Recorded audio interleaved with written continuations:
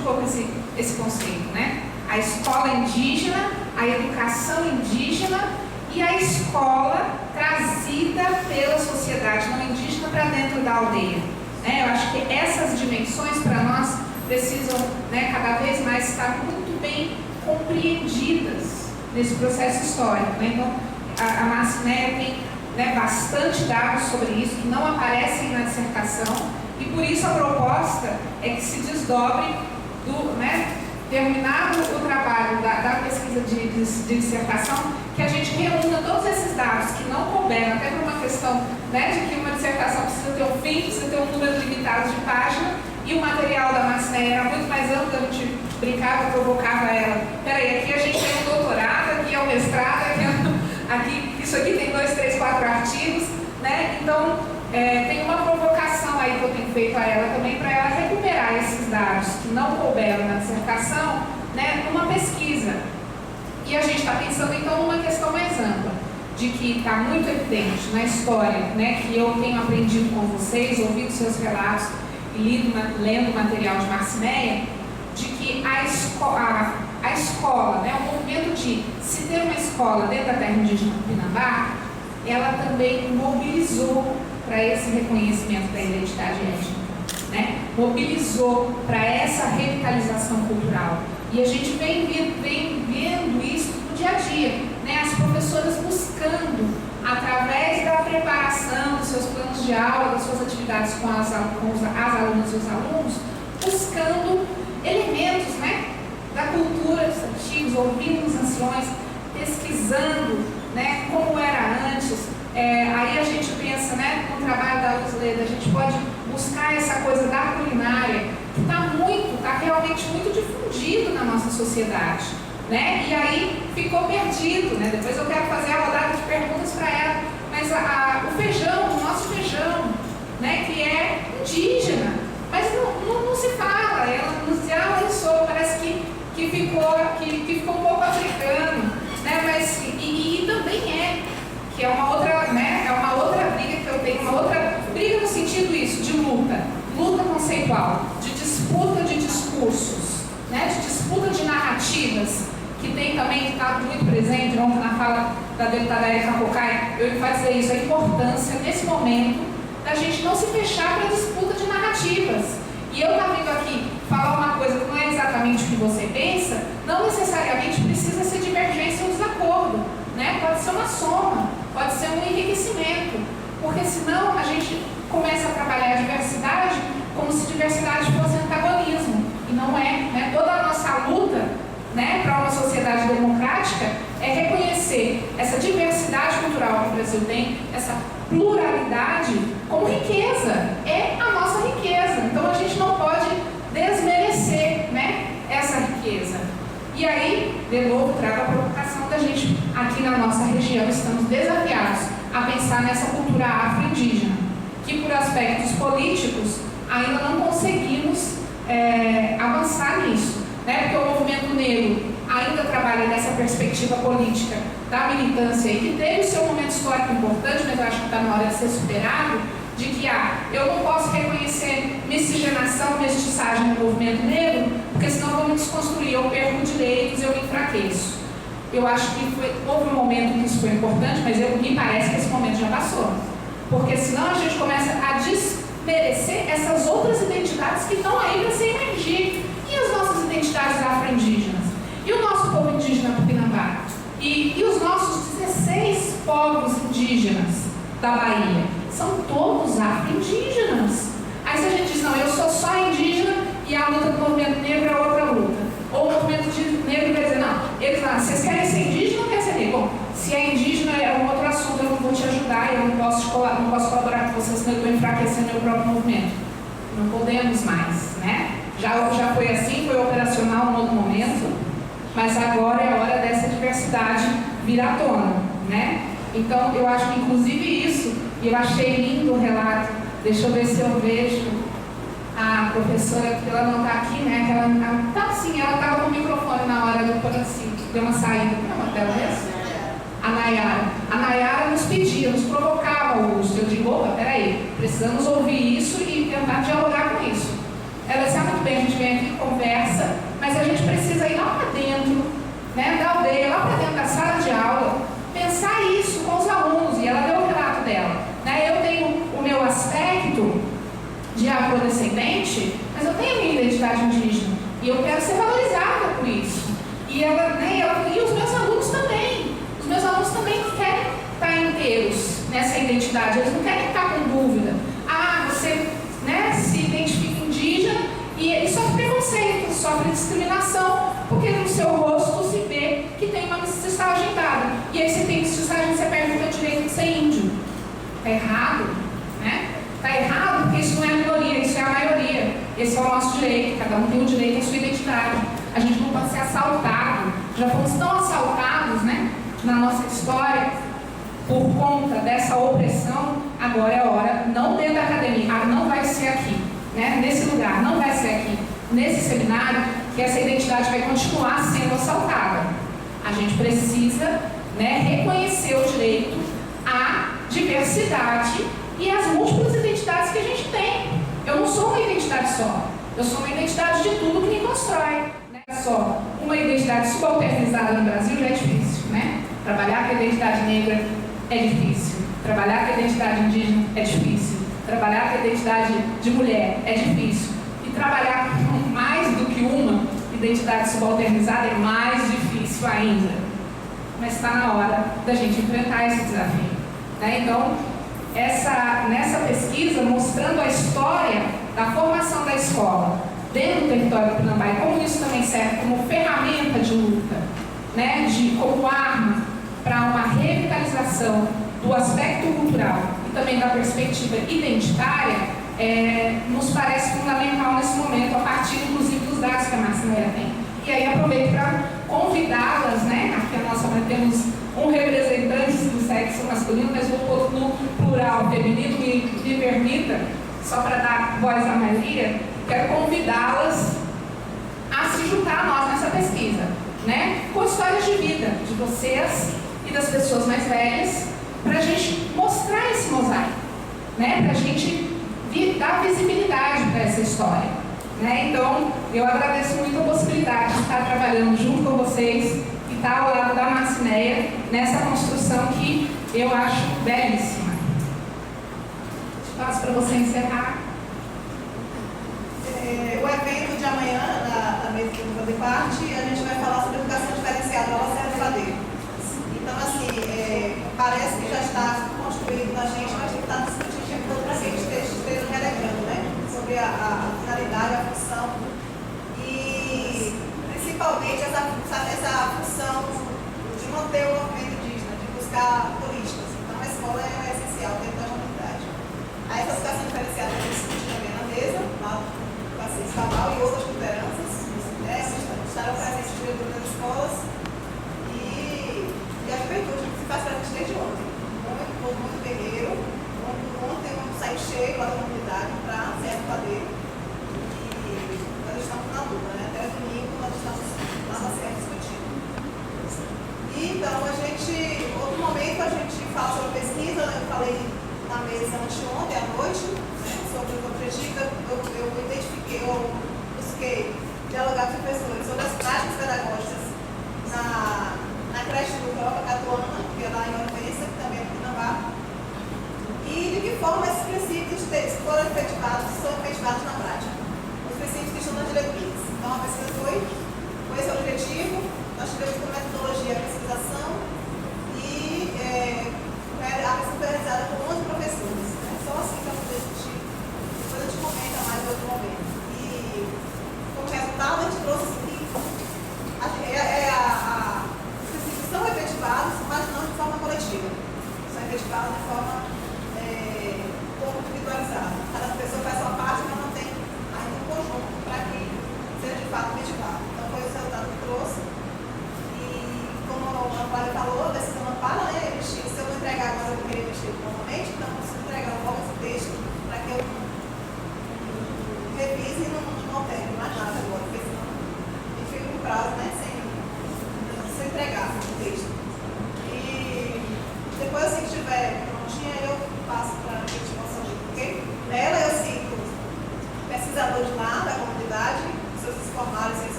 diferenciada sobre a comunidade de Carnaval.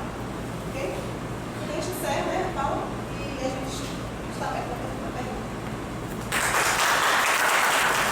Gente, bom dia. Na verdade, essa fala ela está sendo feita de improviso, porque assim, eu hoje fiz a inscrição e eu não tive condições no momento de preparar um texto academicamente falando. E aí, diante das conversas, enfim, a gente está aqui. Eu quero trazer na minha fala, são algumas lembranças, talvez eu entre algumas falas que me antecederam, peço licença para isso. Primeiro detalhe, bom, eu estou aqui nessa casa desde agosto de 1990. Quando eu entrei aqui, quem era reitor é uma questão que mexe com a legalidade, mas no Brasil o jurídico está tão breado e sujo que eu não sei como é que vai ser hoje a gente solicitar uma relação de respeito cotidianamente, ainda mais na escola. Né? Já que as nossas bases jurídicas estão abaixo do pré-sal em nível de imoralidade e desrespeito. Né? Não tenho receio de me posicionar. E quando eu entrei aqui, essa universidade ela já tinha um sentido quase que de pé de guerra. Quando eu falo quase que de pé de guerra, porque quando a gente aprendeu a ver a guerra, a guerra, quando a gente tem a ideia de que vê os adversários. Mas eu digo quase em pé de guerra, porque muitos desses adversários estavam ocultos e muitas vezes transmutados em outras ideias, inclusive da própria instituição. O que é que eu quero dizer com isso? Quem era o reitor quando eu entrei aqui em agosto de 90? O senhor Altamirano Marques, que no relatório Pataxó, publicado pela Câmara dos Deputados nos anos 80, é citado que ele veio aqui para ser advogado do SPI, estou me referindo aos anos 40. Advogado do SPI, Serviço de Proteção ao Índio, que originalmente leva o nome de SPI-LTN. Esse LTN foi apagado historicamente e estrategicamente. É Serviço de Proteção ao Índio e Localização dos Trabalhadores Nacionais. O que é que implicava a localização dos trabalhadores nacionais? São dois mecanismos evidentes, tem outros que a gente vai poder desnudá-los. Não exatamente nessa fala. Um mecanismo era realmente regimentar a força de trabalho. Mas o outro mecanismo é aquele elemento que estava em voga naquele contexto, que era da eugenia, e trazer homens para cruzarem biologicamente com as mulheres indígenas e evitar que nascessem pessoas indígenas. Bem, como é que era essa evitação? Em nível de fenótipo, em nível de aparência. Porque quantas pessoas aqui têm as mais variadas aparências, porém tem uma outra identidade que une. Isso é interessante a gente retomar, creio eu. E bom, Altamirano Marques, ele entrou aqui como advogado do SPI aqui na região. E ele também era de uma articulação vermelha, que estava em voga, e ele consegue fazer, no julgamento em 1959, ele faz uma artimanha tal que ele é advogado do SPI, portanto, desculpem, defensor dos índios, mas na mesma causa, isso é citado no relatório Pataxó, em fala da Araci Lopes, que já faleceu da UFO, fala da Maria Luísa Baqueiro Paraíso, e fala de mais uma outra pessoa que me fugiu agora embora, se não me engano, Maria do Rosário. E ele também, na mesma causa, era advogado dos fazendeiros. Ora, como é que eu posso advogar a favor e contra? Isso é uma coisa que eu sugiro. Se for o caso, a gente pega o relatório Pataxó que tem em casa e a gente disponibiliza na Xerox para a gente sair, inclusive, desse evento com uma possibilidade de criar grupos de estudo. E creio que nessas falas permite, junto às escolas, que seriam locos disso aí, a gente pode trilhar isso, é uma coisa que amadurecer. Bom, e entro eu tinha recente vindo do Paraguai, que eu tinha feito um trabalho com cultura guarani, tinha sido orientando do Miguel de Assad, que também orientou da Ribeiro, eu não estou comparando a ele. Mas o fato é que tinha um campo fantástico, era a ditadura de Alfredo Stroessner, e estou eu vindo cheio de gás. Chego aqui, a gente começou a falar de índio, não pelo viés das humanas, enquanto o nosso departamento hoje, que naquela época era Departamento de Educação, se dividiu em Educação 1 e 2, 12% de pedagogia. O campo para dialogar sobre indígenas, aqui na FESP, era o curso de letras, através de sociolinguística, convidado pela professora Graça Góes. É interessante dar um nome aos sujeitos. E Graça, muito diplomaticamente, era uma mulher elegante. E eu, na minha condição pré-sal, que eu sou baixo, simplesmente a gente comprou ou trilhou algumas brigas interessantes. E aí eu dizia para a professora Flávia Mello que por essa razão eu tenho sido isolado na UESC. Porque eu não entendo, e os colegas me isolam. Por quê? Porque eu sou o cara que trabalha com índio sem desconsiderar o negro e sem considerar, por exemplo, elementos do catolicismo. Porque eu não me sinto competente em falar de índio se não falar de colonialmente aldeamento. Mais tarde, no período imperial, eu sou obrigado a pensar índio a partir das localizações dos quartéis. São esses os lugares. E aí eu vou pegar um conceito da Maria de Lourdes Bandeira, que trabalha negros, eu adoro fazer essa mistura, né? Para misturar a gente, para mim é ótimo. E o que é que acontece? Trabalhar exatamente a invisibilidade expropriadora, que é um outro material que a gente pode divulgar entre a gente de uma leitura agradável. Tá? Então veja, esse é o primeiro ponto. Mas sim, quem é esse cara que entra na FESP e está falando de índio se o próprio reitor de então desconsiderava índio? E estamos colocando a função da ciência é exatamente pegar a cebola e abri-la, e as cascas todas são reaproveitadas enquanto ciência. O titular da área de Ciências Sociais, o já falecido professor Flávio Simões, simplesmente ele não permitia que se tocasse esse tema. Em 1993, fizemos o primeiro seminário de pesquisa da UESC. E o professor Flávio Simões apresenta um trabalho sobre índios. E tinha uma banca, foi no Jorge Amado, era uma outra estrutura do Jorge Amado. E nessa banca, composta de professores de várias partes do Brasil, se fez uma pergunta a ele. Professor, o senhor já foi em área indígena? O senhor já foi em área indígena? E aí ele respondeu, fui com meu pai, quando eu tinha 5 ou 6 anos, claro, já tinha mais de 60, na atualidade do 51, uma boa ideia. E aí o que é que acontece? Meu pai me levou lá no Pataxó, palavras dele, que devem estar gravadas em algum setor da UESC. Aí ele repete, aí ele continua. Mas não eram índios, eram descendentes de índios, alguma coisa assim.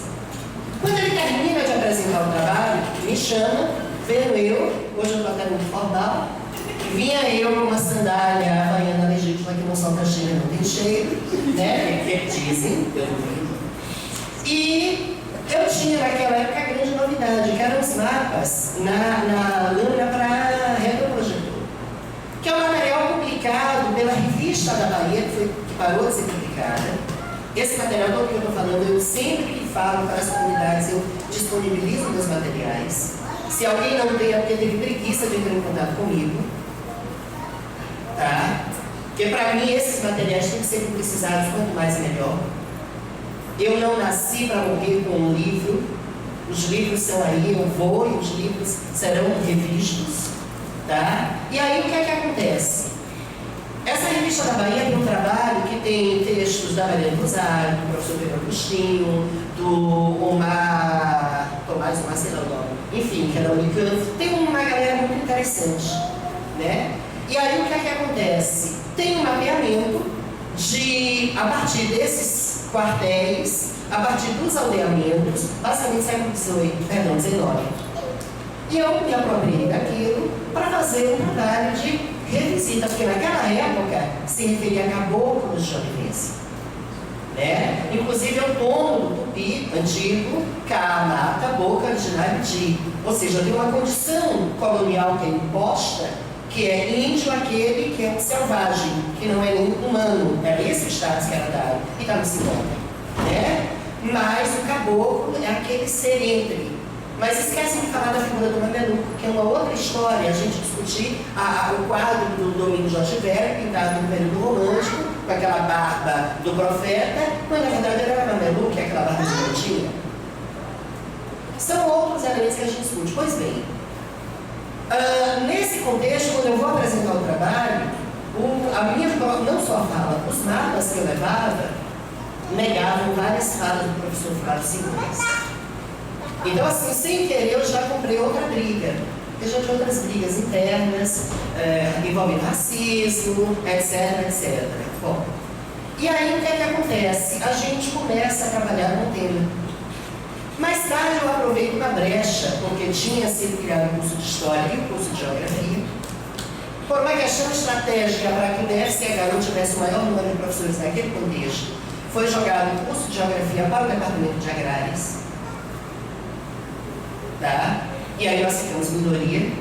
Hoje sabemos que Biologia, Exatas e um outro aí que me fugiu agora o nome, eles compõem só esses 3 departamentos, mais de 50% dos professores da UES, que eles decidem qualquer coisa. E aí tem outro componente. Eu aproveitei uma brecha para criar a disciplina de História Indígena a partir de tópicos especiais em História. Então a gente começou a trabalhar a partir de tópicos especiais e chamando a atenção para se criar a disciplina. Por uma outra questão de que a maneira que eu penso índio tem eu penso índio, penso identidade, penso negro, negra, o que for, né? Como encruzilhada cultural, que é um outro conceito que eu não negocio. A gente pensa o tempo todo encruzilhada cultural, atravessamento, enfim. E aí o que é que acontece? A gente começou a trabalhar nessa linha, mas aí eu fui isolado pelos professores de História.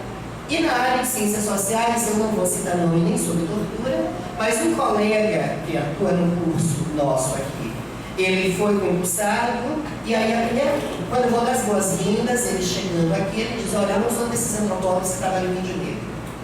Aí eu já disse, vamos nascer e dizer, porque já é fácil de alfabetizar. E aí não tem aliados no curso. Não tem aliados. Né? Quando Flávia chegou, talvez ela se recorde, eu fui correr para conversar com ela, que bom que chegou alguém que trabalha índio. Né? Só que depois eu saio para doutorado, ou seja, a gente acabou ficando mais distante. Mas o que é que acontece?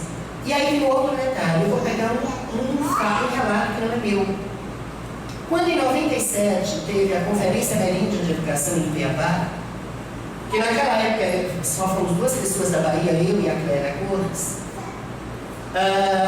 eu lembro que para eu ir foi muito complicado e a vice-reitora chegou ao ponto de ligar para o Congresso para saber se de fato eu estava lá. Eu não sabia se eu era tão suspeito assim. Né? Na época eu não usava tatuagem, nem brinco, não era gay, e por aí vai. Aí o que é que acontece? Nesse aspecto tem um outro componente. Né? O que é que acontece? Sônia Trucar, é a partir dela que eu quero puxar esse segundo momento da fala. Sônia Trucar é índia Trucar. E no evento ela estava com um crachá vermelho por ser indígena. O meu por ser pesquisador, e tal crachá verde, de outro por ser um crachá azul, cada um tinha uma simbologia. E Sônia é chamada para o evento, e ela vem passando, conversando comigo, uma pessoa que eu carinho imenso. E vem Sônia, cheia de sacola e tal, negona. E aí os 25 anos começam a ridicularizá-la, porque ela estava com o crachá vermelho. Só que Sônia era uma das pessoas da mesa redonda. E ela chega lá na frente e diz, eu sou Sônia Trucar. E vou começar a minha fala, chamando a atenção para os parentes que não me aceitam como parente, porque dizem que eu sou preta. Eu sou uma preta. Só que meu avô era quilombola, e quando o quilombo desapareceu, ele foi ser acolhido numa aldeia indígena. Sou eu a pessoa que faz a jurema. Alguém quer duvidar da minha competência como indígena? Chamou para a briga, todo mundo calou a boca de mim. Então, é a partir desses elementos que eu Augusto, tenho uma dificuldade fantástica, que é, eu me recuso a pensar índio no Nordeste sem pensar a possibilidade de misturas de subalternos. Por quê? Porque se a gente for fazer uma triagem aqui na sala, por exemplo, meu avô materno era pataxó, fazia remédios. Tá? E aí, quer dizer, minha mãe, em sonho, recebeu as informações dele, fazia com uma outra irmã do que eu, recebeu também as informações e faz os mesmos remédios hoje. Quem lida com cultura indígena sabe que sono não é uma coisa tão simples como se pensa no mundo ocidental. E o divã psicanalista não mais. Então, veja, a gente começou a trabalhar. Quando se criou o curso de Ciências Sociais, eu não tive acesso à comissão porque eu não tinha um pedigree de doutor. Eu me lembro, não tenho receio de dizer isso, está sendo gravado, ótimo. A coordenadora da comissão, a professora Ana Cláudia, nós nos debates, eu e o professor Adão Vox Vencidos, que criticamos o curso como foi montado por não ter nada de Bahia, de Nordeste, de Brasil e de América Latina. É um curso meramente teórico, uma teoria vazia, tá? Não se acopla a nenhuma realidade, mas na hora do debate a professora faltou argumentos acadêmicos e disse: eu sou doutora, você é mestre. Por exemplo, para uma área indígena do Pinambá.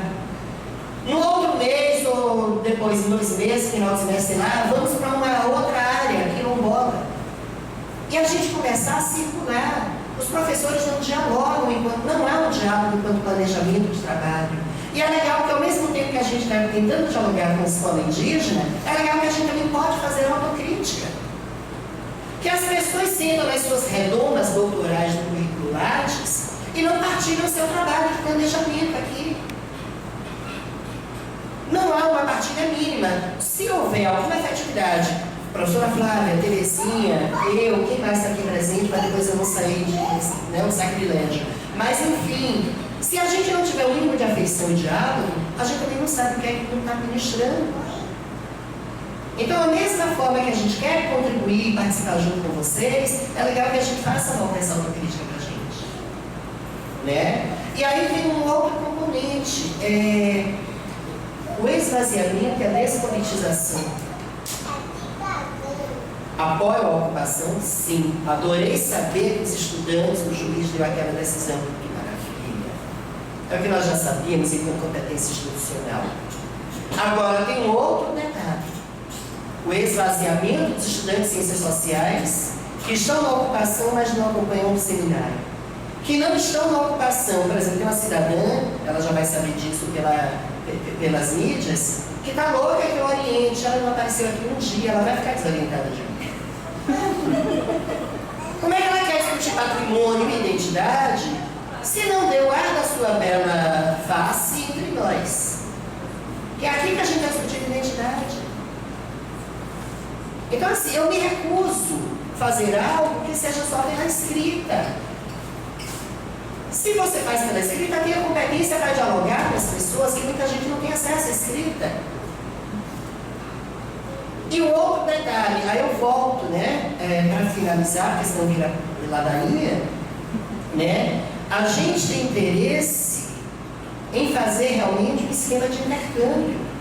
Eu, na minha profana ousadia, um dos meus desejos, coordenando o curso, é que a gente consiga incutir na cabeça dos estudantes, das estudantes, a possibilidade de fazer estágio pelo menos de uma semana, convivendo numa área indígena, ou numa área sem terra, ou numa área quilombola.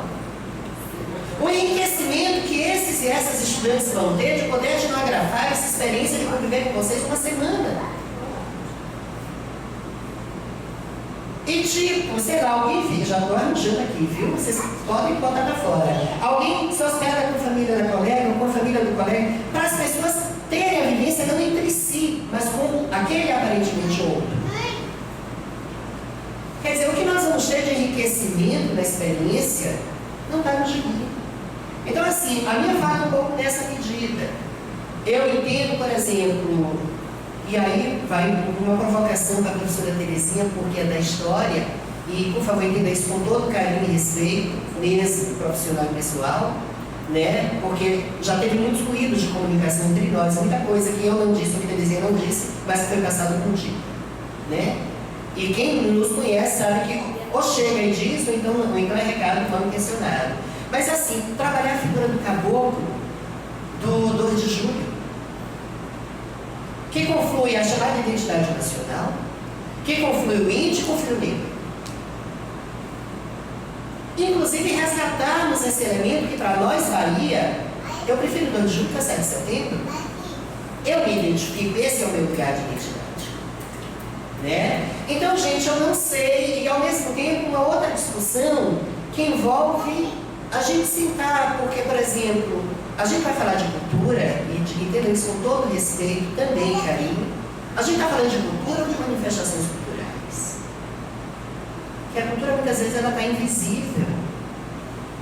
E até que isso reforça, se a minha fala é da militância, vai ser uma militância com mais substância e argumento. E se a minha fala é acadêmica, também. É preciso a gente redimensionar para ver se a gente não está enraizando em alguns conceitos que podem ser revistos a tempo para a gente não perder o fôlego. Quando a gente fala de cultura, a gente fala da cultura mesmo ou da manifestação cultural? Porque, veja, eu só vou reconhecer vocês indígenas quando vocês se vestem de índios. Se eu falo isso, eu estou falando de uma manifestação cultural que é extremamente opressora. E nega, inclusive, esse processo que eu mencionei do SBI. E no momento que vocês estão aqui, são indígenas, e daí? Com as mais variadas caras. Essa é a construção histórica do povo de vocês e do nosso povo. Com todas as contradições. Bom, gente, eu espero ter trazido alguma contribuição para o debate, para a reflexão, e estamos aí. Demarcação de terras são ações afirmativas? É uma interrogação. Né? A resposta a essa pergunta é sim, são. Sem dúvida que são. Né? Mas garantir essas ações afirmativas envolve um escopo de atuações que vai, enfim, da política ao processo de pesquisa historiográfica, e aí sempre a contrapelo, né, como a professora Terezinha Marques estava nos falando, porque a gente vai encontrar na história muitos registros sobre a presença indígena, mas aí sempre isso, né, acidentalmente, nunca para justificar e garantir o direito dos indígenas, mas a gente tem que ir lá escrafunchar e achar elementos que a gente consiga confirmar, inclusive para os estados, para a federação, para o Estado Nacional da Sociedade Brasileira, que aquilo ali está sendo falado sobre povos indígenas. Então, aqueles povos indígenas, eles estão ali, eles existem, eles são resistentes e eles têm o seu direito, né? Porque senão tudo isso é negado, se nega a existência de povos indígenas no Nordeste. Nós temos aí, desde 1988, né, na Constituição Federal, o reconhecimento ao direito de ser indígena na nossa sociedade, porque até então o indígena ele existia, enfim, né, da perspectiva da legislação nacional. Ele está aí, a gente não sabe muito bem o que fazer com ele, então vamos integrá-lo na nossa sociedade. Né? O indígena ele vai ser respeitado quando ele se curvar a ideia de passar a ser um cidadão brasileiro, e claro, de segunda categoria. Né? O trabalho da Masneca tem uma parte muito bela que ela vai dizer: a escola, antes da Constituição Federal de 88, ela servia para integrar o índio à sociedade brasileira, ensinar português, e também para preparar trabalhadores para o mercado de trabalho desqualificado. Né?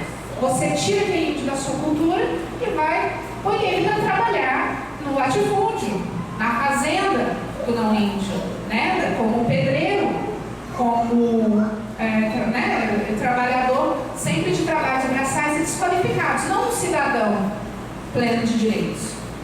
Isso é um objetivo, é uma proposta explícita na legislação. Né? Então, eu tenho ali um mapa para a gente pensar sobre isso. Fronteiras internas do Brasil. A sociedade nacional brasileira surge, então, com a invasão, no século XVI, a invasão dos europeus, né, que vem pelo mar, na sua expansão marítima, e chega à América. E aí, volto àquele conceito da linguidade do Darcy Ribeiro. Né? O relato oficial é que aqui não tinha ninguém. Ou tinha, mas, como já foi falado na fala de várias das falas que me antecederam, não eram exatamente humanos. Né? Existe uma série de artifícios para negar humanidade, né, um processo de desumanização histórico, para negar cultura, né, porque os nossos povos indígenas, muitos naquele momento, eram extremamente sofisticados. Eu quero mostrar um mapa que a gente tem linguístico que comprova isso, né? Línguas extremamente sofisticadas, um processo de consolidação cultural extremamente sofisticado, que obviamente naquele momento nos tinha o interesse de estudar e de valorizar, mas que a gente precisa recuperar para mostrar isso. Né? Tínhamos sim muitas pessoas, muitas culturas, muitos povos nesse território que foi invadido. Né? E essa fronteira da sociedade nacional brasileira, ela se configura e se expande conquistada pela sociedade nacional brasileira. Ela continua, as fronteiras internas do Brasil continuam se expandindo sobre o território indígena.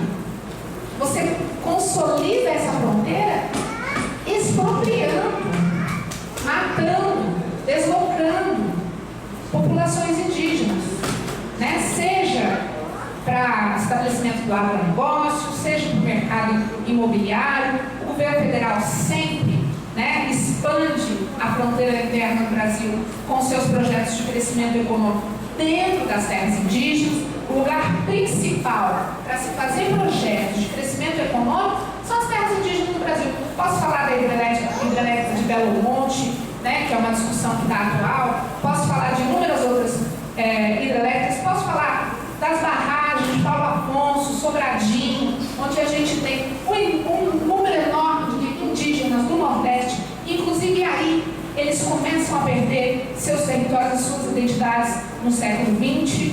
Falo de um exemplo de campo que eu tenho, que são com os Pancaru, lá da Serra do Ramalho, que eu estive com eles no estudo de impacto da ferrovia, que vai passar dentro da terra deles, vai impactar uma terra que já não tem quase condição nenhuma de sustentabilidade, e agora vai ter uma ferrovia no meio, e os técnicos da ferrovia dizem, não, mas a ferrovia é um projeto de crescimento econômico de baixo impacto, não tem tanto risco de acidente, não polui, não sei o quê. Agora, junto com a ferrovia, vem os caminhões que alimentam os retroportos, né? Vem a contaminação dos rios, porque essa ferrovia não foi feita para transportar nem pessoa e nem alimento para a população brasileira. Foi feita para transportar minério para exportação. Então, são produtos altamente, né, poluentes. O fluxo dos caminhões ali coloca em risco aquela população gravemente. Tem uma série de outros impactos ambientais que a gente de imediato localiza. E, enfim, essa questão passa quase que ali na nota de rodapé do estudo de impacto, né? Porque o estudo de impacto socioambiental trata os seres humanos como, assim, uma nota de tem seres humanos ali, mas também tem flora, tem fauna, tem risco. Enfim, os seres humanos ficam ali como uma nota de rodapé e os povos indígenas, então, rodapé do rodapé, né? Mas, enfim, então, na luta. Seja como for, esse mapa vai nos colocar o processo de reconhecimento do território indígena atual, na verdade não tão atual assim, ele é de 2012, mas só queria falar rapidamente sobre essas leis, né? E já que faz parte da minha trajetória, desde o mestrado, me preocupei, trabalhava com os povos guaraninos no Brasil, e a territorialidade era um aspecto fundamental da cultura guarani, né? Na medida em que, talvez alguns de vocês já devam ter ouvido, eles são acusados de serem nômades. Então, a culpa dos guaranis da terra é deles mesmos, porque eles lutaram, eles são nômades. Então, é um povo que enfrentou na cara, assim como os Tupinambá, a invasão desde o século XVI, porque estavam no litoral, né? E esse é um outro aspecto que a gente precisa ter clareza, né? O nosso território aqui, Tupinambá, dos povos Tupi, do norte e nordeste, e Tupi-Guarani, daqui de São Paulo para o sul, são os povos resistentes mais antigos, porque foram os primeiros, né, a tomar na cara a entrada, a invasão europeia. Então, essa resistência, ela é muito mais árdua, né? Ela é muito mais intensa do que os povos que estão, né, olhando pelo mapa aqui. Deixa eu pegar esse apontadorzinho que me ajuda a pontuar. Né, obviamente, quem está no litoral enfrentou bem anteriormente a chegada, né, da colonização, da invasão, do que quem está, por exemplo, aqui. Isso aqui é o Xingu, né, esse amarelo aqui. Ou aqui na Amazônia, onde, né, pela vegetação, pelos rios, né, pela geografia, era muito mais difícil de chegar. Então eles tiveram um tempo, não só para se preparar, né, para enfrentar essa invasão, esse contato, mas, e inclusive também, né, para se organizar belicamente, inclusive, porque em muitos casos é um caso de guerra mesmo, né? E aí? Tendo então essa configuração aqui no nosso litoral, é preciso que a gente reconheça, né, no nosso processo histórico, e aí estou falando incluindo, né, nosso Tupinambá, nosso Guarani, que a gente reconheça que foi muito, muito difícil, e estar aqui hoje é sinal de uma resistência muito importante, né? Bom, perdemos coisas, sem dúvida, perdemos muitos parentes, né? Perdemos muito da nossa cultura originária, mas também ganhamos novas coisas, né? Nessa troca, nessa assimilação de novos elementos culturais, ganhamos, nos fortalecemos, nos consolidamos. Sem dúvida, não somos como os Tupinambá do século XVI, não somos, nem poderíamos ser, né? Mas somos uma coisa nova, fruto dessa resistência belíssima. Então também nos empoderarmos, né?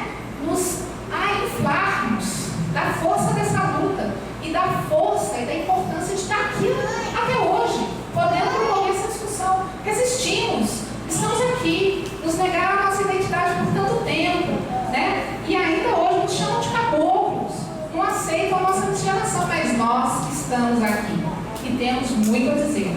E temos inclusive muitos elementos da nossa cultura que está aqui, né? Que está aqui para ser, enfim, revitalizado, valorizado, né? E é isso que essa é a nossa luta. Sem dúvida, a demarcação de terras, que seria, né, uma ação afirmativa fundamental, é um entrave ou os processos jurídicos que deveriam acontecer e não acontecem da demarcação de terras são entraves e são elementos da nossa luta fundamental, né? Para falar sobre a nossa